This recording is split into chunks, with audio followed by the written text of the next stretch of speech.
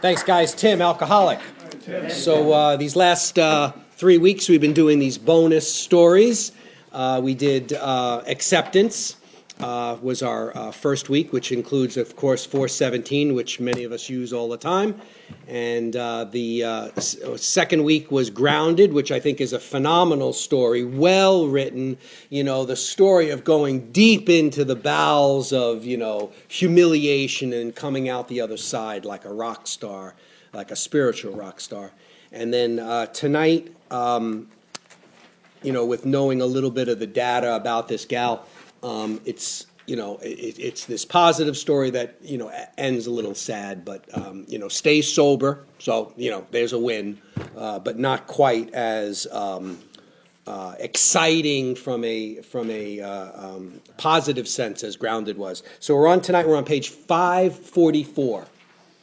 And the other reason why I've chosen this story is it includes page 552, which we use as an example of how to get rid of a resentment, right? An example of how to pray to get rid of, monkey brain. You got this guy, he's pissed you off, and you're going to kill him, and, this is how you get rid of it.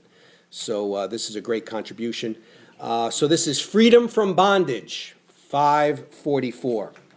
This, of course, is the story of Win Quorum, also known as Win Quorum Laws. She was married several times, which we'll talk about in a minute. So you'll see her sometimes written as Win CL. Story originated in the second edition. And let's get going. Freedom from Bondage. Young when she joined, this AA believes her serious drinking was the result of even deeper defects. She here tells how she was set free. The mental twists that led up to my drinking began many years before I ever took a drink, for I am one of those whose history proves conclusively that my drinking was a symptom of deeper trouble. Through my efforts to get down to causes and conditions, I stand convinced that my emotional illness has been present from my earliest recollection. I never did react normally to any emotional situation. The medical profession would probably tell me I was conditioned for alcoholism by the things that happened to me in my childhood, and I am sure that they would be right as far as they go. But AA has taught me I am the result of the way I reacted to what happened to me as a child. This is much more important to me. What is much more important to me, AA has taught me that through this simple program, I may experience a change in this reaction pattern that will indeed allow me to match calamity with serenity. I am an only child, and when I was 7 years old, my parents separated very abruptly. With no explanation at all, I was taken from my home in Florida to my grandparents' home in the Midwest. My mother went to a nearby city to go to work, and my father, and being an alcoholic, simply went. My grandparents were strangers to me, and I remember being lonely, terrified, and hurt. In time, I concluded that the reason I was hurt was because I loved my parents. And I concluded, too, that if I never allowed myself to love anybody or anything, I could never be hurt again. It became second nature for me to remove myself from anything or anybody I found myself growing fond of, which is a great statement because she ended up being married 5 times. 4 times we'll see in the text. And then after the story was written for the second edition in 55, she ended up getting married again. I grew up believing that one had to be totally self-sufficient, for one never dared to depend on another human being. I thought that life was a pretty simple thing. You simply made a plan for your life based upon what you wanted, and then you needed only the courage to go after it. In my late teens, I became aware of emotions I'd not counted on: restlessness, anxiety, fear, and insecurity. The only kind of security I knew anything about at that time was material security, and I decided that all these intruders would vanish immediately if I only had a lot of money. The solution seemed very simple. With cold calculation, I set about to marry a fortune, and I did.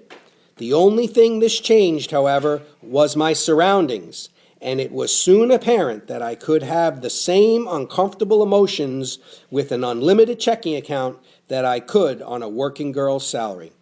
It was impossible for me to say at this point, maybe there is something wrong with my philosophy. And I certainly couldn't say, maybe there is something wrong with me.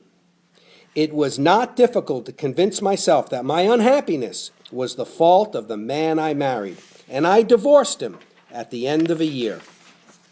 I was married and divorced again before I was 23 years old, this time to a prominent band leader, a man whom many women wanted. I thought this would give me ego strength, make me feel wanted and secure, and alleviate my fears. But again, nothing changed inside me. The only importance in all of this lies in the fact that at age 23, I was just as sick as I was at 33 when I came into AA. But at that time, I apparently had no place to go because I had no drinking problem. Had I been able to explain to a psychiatrist the feelings of futility, loneliness, and lack of purpose that had come with my deep sense of personal failure at this second divorce, I seriously doubt that the good doctor could have convinced me that my basic problem was a spiritual hunger. But AA has shown me this was the truth, and if I had been able to turn to the church at that time, I am sure they could not have convinced me my sickness was within myself, nor could they have shown me that the need for self-analysis that AA has shown me is vital if I am to survive. So I had no place to go, or so it seemed to me. I wasn't afraid of anything or anybody after I learned about drinking. It seemed right from the beginning that with liquor I could always retire to my little private world where nobody could get at me to hurt me. It seems only fitting that when I did finally fall in love, it was with an alcoholic, and for the next 10 years I progressed as rapidly as is humanly possible into what I believe to be hopeless alcoholism. During this time, our country was at war, so we're talking World War II now. My husband was soon in uniform and among the first to go overseas. My reaction to this was identical to many respects to in many respects to my reaction to my parents leaving when I was 7. Apparently, I'd grown physically at the customary rate of speed, and I had acquired an average amount of intellectual training in the intervening years, but there had been no emotional maturity at all. I realize now that this phase of my development had been arrested by my obsession with self, and my egocentricity had reached such proportions that adjustment to anything outside my personal control was impossible for me. I was immersed in self-pity and resentment, and the only people who would support this attitude or who I felt understood me at all were the people I met in bars and the ones who drank as I did. It became more and more necessary to escape from myself, for my remorse and shame and humiliation when I was sober were almost unbearable. The only way existence was possible was through rationalizing every sober moment and drinking myself into complete oblivion as often as I could. My husband eventually returned, but it was not long until we realized we could not continue our marriage. But this time, I was such a past master at kidding myself that I had convinced myself I had sat out a war and waited for this man to come home. And as my resentment and self-pity grew, so did my alcoholic problem.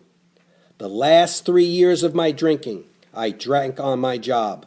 The amount of willpower exercised to control my drinking during working hours, diverted into a constructive channel, would have made me president.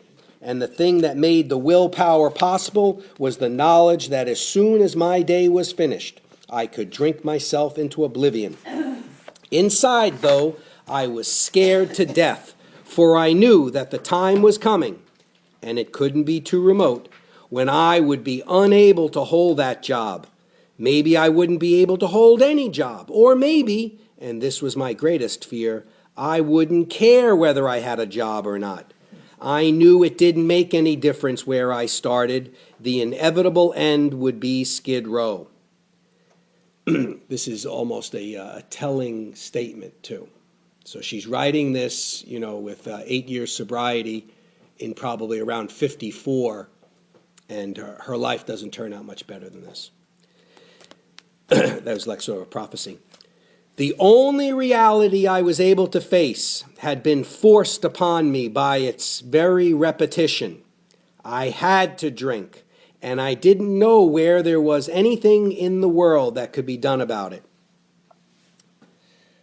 I read that wrong, I'm sorry. And I didn't know there was anything in the world that could be done about it. About this time, I met a man who had 3 motherless children, and it seemed that might be a solution to my problem. I had never had a child, and this had been a satisfactory excuse many times for my drinking. It seemed logical to me that if I married this man and took the responsibility for these children, that they would keep me sober. So I married again. This caused the comment from one of my AA friends, when I told my story after coming into the program, that I had always been a cinch for the program, for I had always been interested in mankind. I was just taking them one man at a time. The children kept me sober for darn near 3 weeks, and then I went on, please God, my last drunk. I've heard it said many times in AA, there is just one good drunk in every alcoholic's life, and that's the one that brings us into AA. And I believe it. I was drunk for 60 days around the clock, and it was my intention, literally, to drink myself to death. I went to jail for the 2nd time during this period for being drunk in an automobile.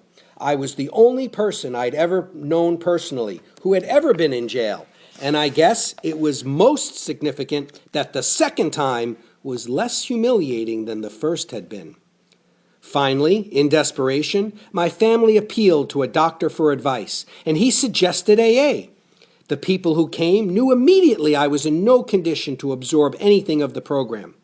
I was put in a sanitarium to be defogged so that I could make a sober decision about this for myself.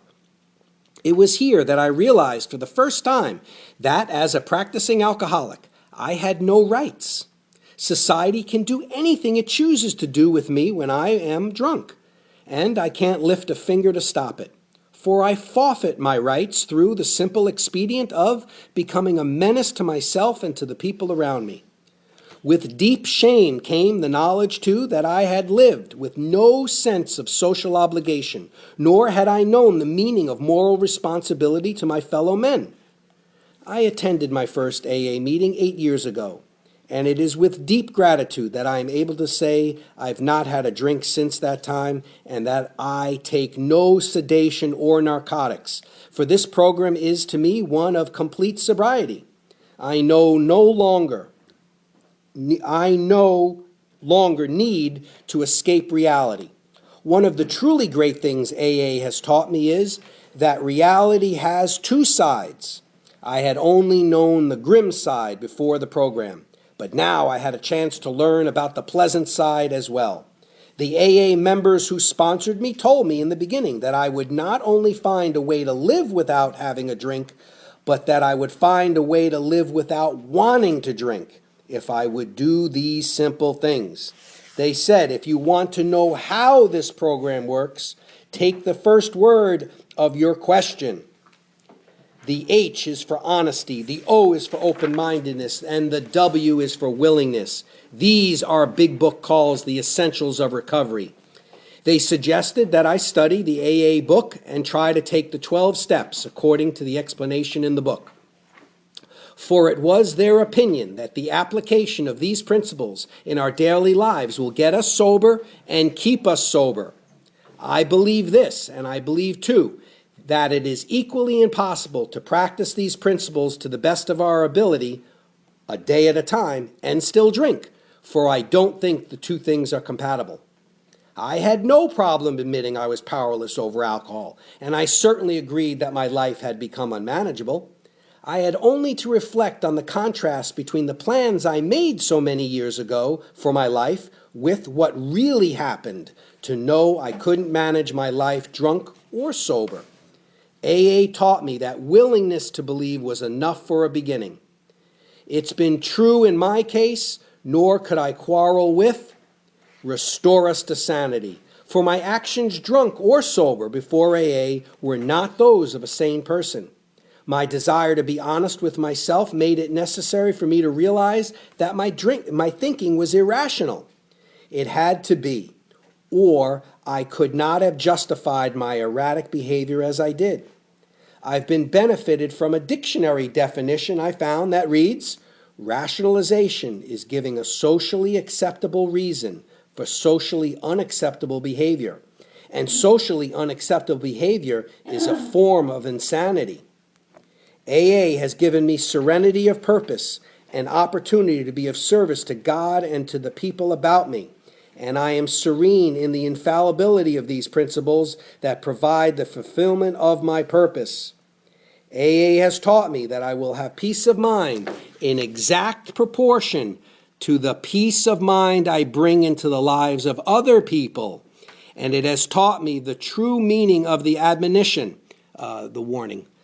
Happy are ye who know these things and do them. For the only problems we have now are those I create when I break out in a rash of self-will. I've had many spiritual experiences since I've been in the program, many that I didn't recognize right away, for I'm slow to learn and they take many guises. But one was so outstanding that I'd like to pass it on whenever I can in the hope that it will help someone else as it has me.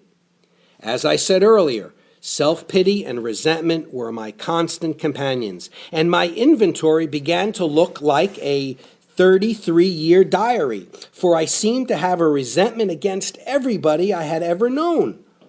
All but one responded to the treatment. So all but one of the resentments responded to treatment. Suggested in the steps immediately. But this one posed a problem.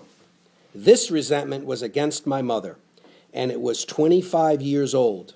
I had fed it, fanned it, and nurtured it as one might a delicate child, and it had become as much a part of me as my breathing. It had provided me with excuses for my lack of education, my marital failures, personal failures, inadequacies, and of course, my alcoholism. And though I really thought I had been willing to part with it, now I knew I was reluctant to let it go. One morning, however, I realized I had to get rid of it, for my reprieve was running out, and if I didn't get rid of it, I was going to get drunk, and I didn't want to get drunk anymore.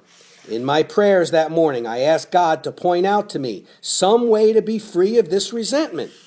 During the day, a friend of mine brought me some magazines to take to a hospital group I was interested in. So I'll just stop there for 1 second. So from 1947 to 1950, she and a guy, Jack P., were instrumental in the Los Angeles area of bringing meetings into hospitals and jails, which was not that common yet. In fact, they got a lot of criticism for it. But both he and she were responsible for starting 80 meetings in that area. 80 meetings.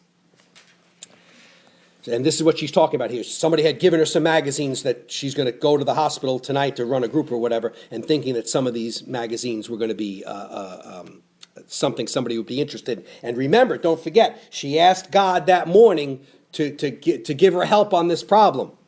I looked through them. A banner across one featured an article by a prominent clergyman in which I caught the word resentment. So the magazine is Guideposts. One of the magazines she had was Guideposts.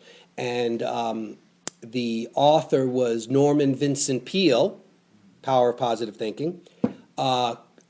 Pastor of what church? Marble Collegiate Church. And so he was very well known at the time. So she then so she's now repeating what Dr. Peale says in the article. He said, in effect, and this is the part that we refer to people to regarding prayer. How do you get rid of the resentment? 552. If you have a resentment you want to be free of, if you will pray for the person or the thing that you resent, you will be free. If you will ask in prayer for everything you want for yourself to be given to them, you will be free. Ask for their health, their prosperity, their happiness, and you will be free. Even when you don't really want it for them and your prayers are only words and you don't mean it, go ahead and do it anyway. Do it every day for 2 weeks and you will find you have come to mean it. And if you want it for them, and to want it for them, and you will realize that where you used to feel bitterness and resentment and hatred, you now feel compassionate understanding and love. It worked for me then, it has worked for me many times since, and it will work for me every time I am willing to work it. Sometimes I have to ask first for the willingness, but it too always comes. And because it works for me, it will work for all of us. As another great man says, the only real freedom a human being can ever know is doing what he ought to do because you want to do it. And that's a quote. Some people think it's from Bill Wilson. It's not. It's from Chuck Chamberlain. Chuck Chamberlain wrote A New Pair of Glasses. Powerful book. If you get a chance to run into that someplace. A New Pair of Glasses. This great experience that released me from the bondage of hatred and replaced it with love is really just another affirmation of the truth I know. I get everything I need in Alcoholics Anonymous, and everything I need I get. And when I get what I need, I invariably find that it was just what I wanted all the time.